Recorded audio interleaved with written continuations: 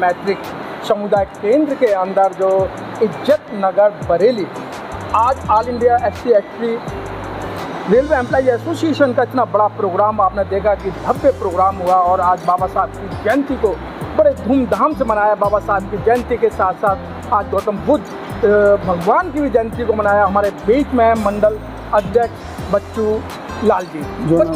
बच्चू लाल जी, आप जोन के जोनल मंडल अध्यक्ष हैं और इतना बड़ा प्रोग्राम आपने रखा, आज क्या सोच समझ के रखा और क्या इसकी रूपरेखा रही?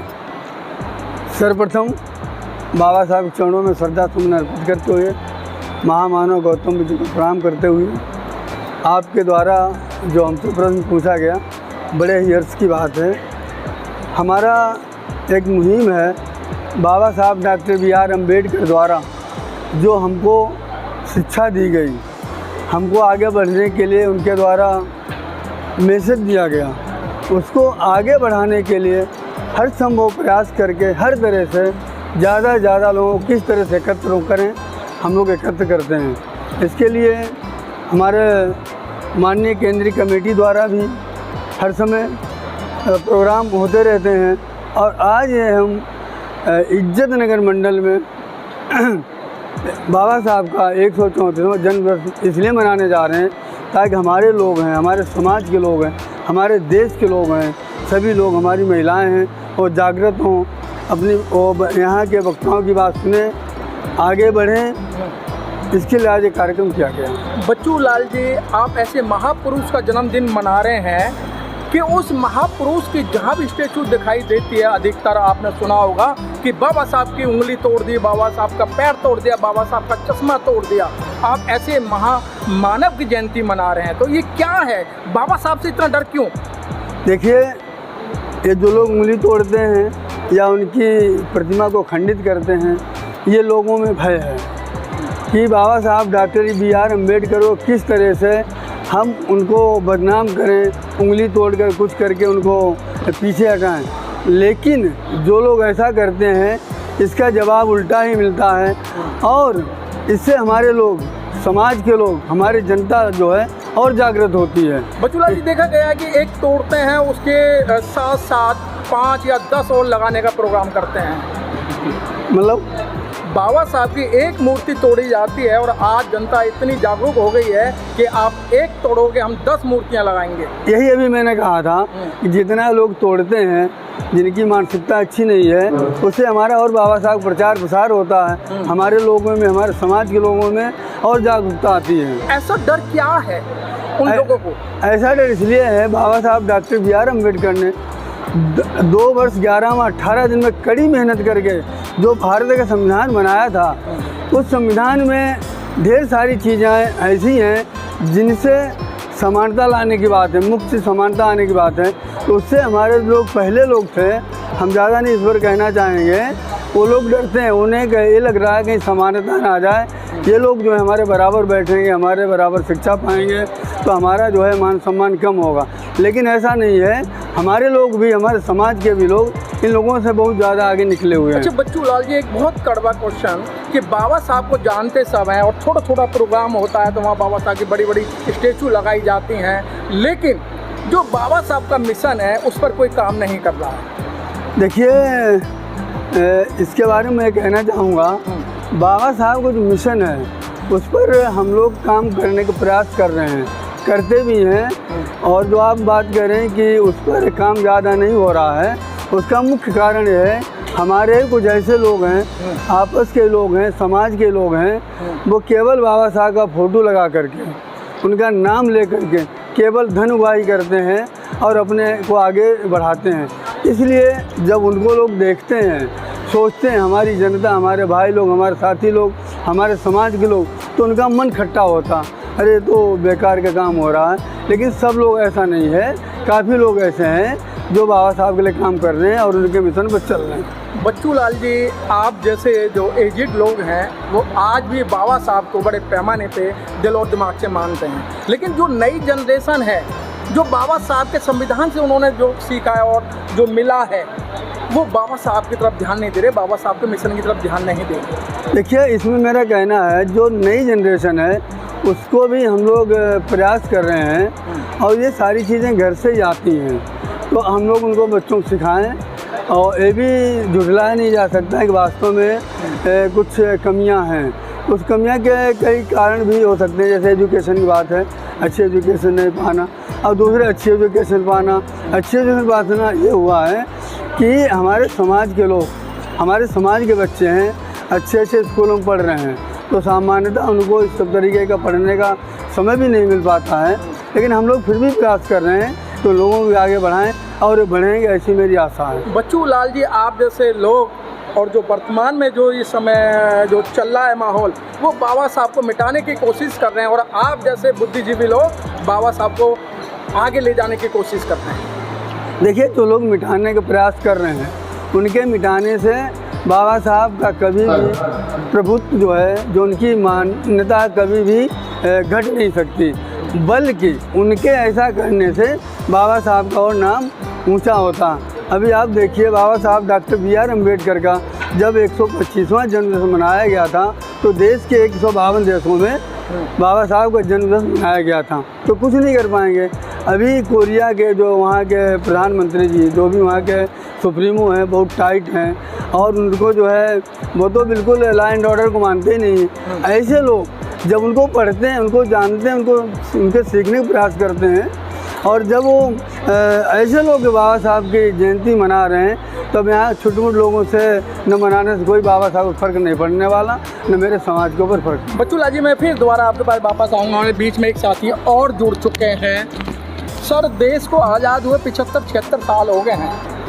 मूंछ रखने पे मार दिया जाता है, टोपी रखने पे मार दिया जाता है। हद तो जब होती है, इतना गंदा काम करने के बाद में वो वीडियो बनाते उसको वायरल कर देते हैं। क्या माहौल है सर? ये माहौल ये है कि ये हमारे अपने ही लोग जो हैं बिखरे हुए हैं, बटे हुए हैं।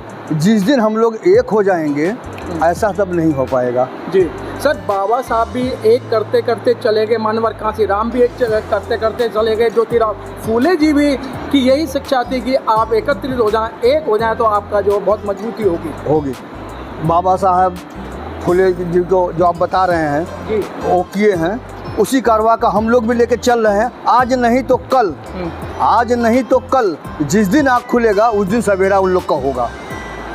हम लोग बाबा साहब का मिशन को हम लोग रोक नहीं रहे हैं, हम लोग चला रहे हैं। आज नहीं तो कल हमारे समाज के जो बच्चे हैं, हमारे समाज के जो लोग हैं, आज नहीं तो कल जब जागेंगे तो खुद अपने आप वो हाथ में डंडा लेकर के और मोछ पर ताव देके खड़े रहेंगे। लेकिन सर, जो बाबा साहब ने जो अधिकार दिए थे संविधान के तहत, वो तो आपका धीरे धीरे करके सारे ही छीनते जा रहे हैं। अगर मैं नौकरी की बात करूं तो नौकरियों में आपका जो एक ही पीढ़ी थी जिन्होंने कुछ उद्धार करा।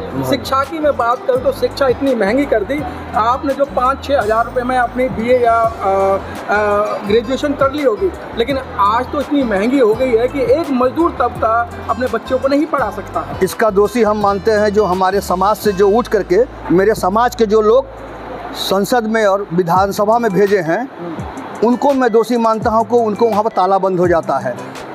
मेरे समाज के लोग, मेरे जो नीचे तबके के लोग, उनको इसलिए वोट देते हैं कि वो हमारी आवाज़ उठाएंगे। लेकिन दुर्भाग्य है, जिस दिन ये हमारे सब बताए ना कि जिस दिन हमारे समाज के लोग जाग जाएंगे, जिस दिन मेरे समाज के सांसद और विधायक जाग जाएंगे, तो उस दिन ये सब पर भी ताला लग जाएगा। लेकिन सर, आप जागने की बात कर रहे हैं, जब एट्रोसिटी होती है, जब उनके मुंह में दही जम जाती है और कुछ बोल के राजी नहीं है, तो आप कब जगेंगे? तो इसीलिए तो कह रहे हैं कि आज नहीं तो कल हम जागेंगे। हाँ। जब देखिए, हमारा कहा गया है कि हमारा भारत देश गुलाम कैसे हुआ, बांटो राज करो। तो जिस दिन हमारा देश जो है, जब तक लात खा करके एकदम नीचे नहीं चला जाएगा, तब उनको होश आएगा कि हम लतियाए जा रहे हैं, तब एकजुट होंगे। तब जब से गृह युद्ध जैसा होगा। ज़्यादा नुकसान तो यहाँ SC ST हो रहा है, लेकिन OBC के लोग हैं, नुकसान उनका भी SC से ज़्यादा है। लेकिन उनको समझ में नहीं आ रहा।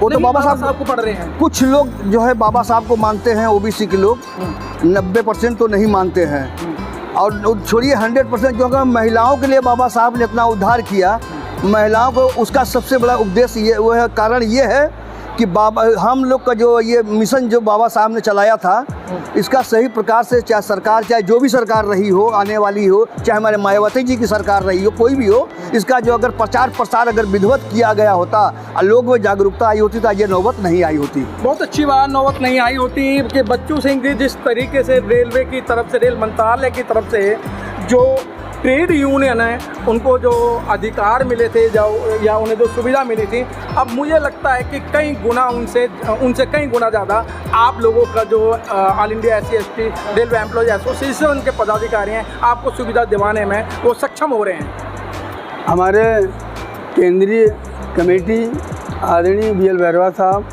आदरणीय अशोक कुमार साहब जी की ये देन है, उनकी मेहनत है, कड़ी मेहनत है। उनके प्रयास से हम लोगों को भी जो है ट्रेड यूनियन से अब कम सुविधाएं नहीं रही हैं, लगभग बराबर हो गई हैं। लेकिन सर उन पर आरोप लगाया जाता है कि भाई आप तो RSS के पाले में जाके बैठ गए। ये लोगों की सोच है। हमारे लोग जो हैं पहले इस तरीके से इसलिए सोच रहे हैं, उन गहराई से नहीं सोच पाते हैं जी। कि हमने जो नागपुर में इतना बड़ा फंक्शन किया था और अभी जो हमारा ट्रेड यूनियन इलेक्शन हुआ था, उसके लिए माननीय केंद्रीय कमेटी ने BL भैरवा साहब राष्ट्रीय अध्यक्ष महोदय, माननीय अशोक कुमार राष्ट्रीय महामंत्री जी ने किस आधार पर और क्या सोच करके जो है हमको अभी हमने PRSS को, BRMS को सपोर्ट किया था। यही हमारे लोगों में एक भ्रम पैदा हुआ कि ये RSS में बैठ गए। ऐसा नहीं है। यदि हम ऐसा नहीं करते, हमारी एसोसिएशन ऐसा नहीं करती, तो हमें जो सुविधाएँ वर्तमान मिली हैं वो नहीं मिल पाती। और जो कर्मचारी लोकल गाड़ी में या वो मतलब वो 3 टायर में भी बैठने में संकोच चाहता था, वो अपना ये सोचता था कि अगर मैं जाऊंगा तो दिक्कत होगी। लेकिन तो सर अब तो आपको फर्स्ट क्लास AC का, चाहे राजधानी है चाहे शताब्दी है, आपको कार्ड पास की जो सुविधा मिली है, इसको आप कैसे देखते हैं?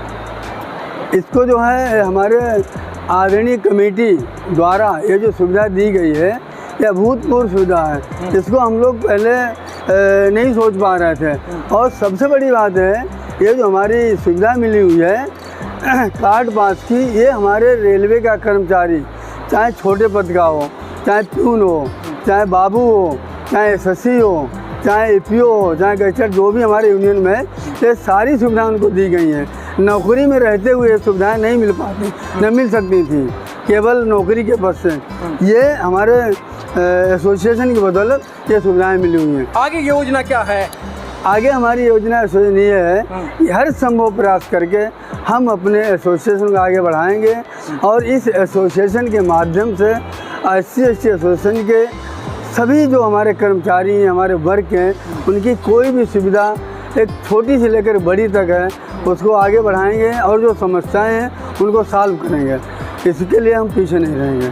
बहुत अच्छी बात कि जिस तरीके से मंडल अध्यक्ष जोनल अध्यक्ष जी ने जो बात कही, बहुत अच्छी बात कही कि जो पहले रेलवे कर्मचारी को, SC/ST कर्मचारियों को जो सुविधाएं नहीं मिलती थी, एसोसिएशन के माध्यम से, CEC कमेटी के माध्यम से आज भरपूर तरीके से उन्हें वो सुविधाएं मिल रही हैं, चाहे कार्ड पास की है, चाहे मेडिकल कार्ड की है, या अन्य जो सुविधा हैं, या जो अधिकारियों से मीटिंग करने की जो सुविधा है, वो बड़े पैमाने पर मिल रही है। और जो बच्चू लाल जी हैं, जो अध्यक्ष हैं, उन्होंने कहा है कि जो कुछ हमारी समस्याएं रह गई हैं, उन्हें हम जल्दी से जल्दी सोल्व कराने की काम करेंगे। कैमरामैन जयराम के साथ मनोज पिप्पल, इज्जत नगर, बरेली, उत्तर प्रदेश।